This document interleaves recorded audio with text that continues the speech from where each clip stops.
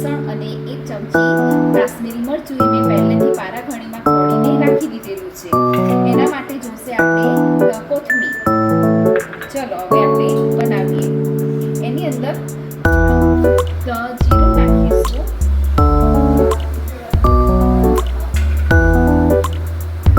હિંગ નાખીશું અને આપણે આ રેડી કરેલું લસણ અને કાશ્મીરી મરચાંની પેસ્ટ નાખીશું.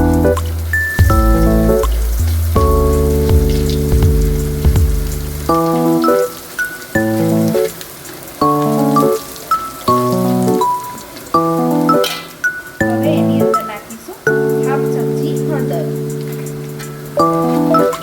લસણ મસ્ત ચડી જાય એટલે એની પછી આપણે નાખવાનું કોથમીર.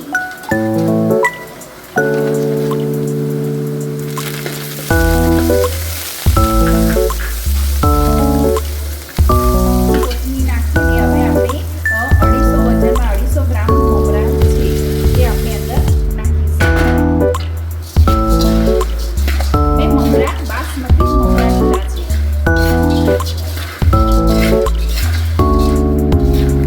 દેખો બરાબર આપણે મમરા હલાવી લીધા છે. હવે એની અંદર નાખીશું ચમચી ચાટ મસાલો, 1 ચમચી ચાટ મસાલો. તો એની અંદર જશે સંચર, 1/2 ચમચી સંચર અને એની અંદર જશે આપણું લીલું મરચું. એને આપણે બરોબર હલાવી લઈશું.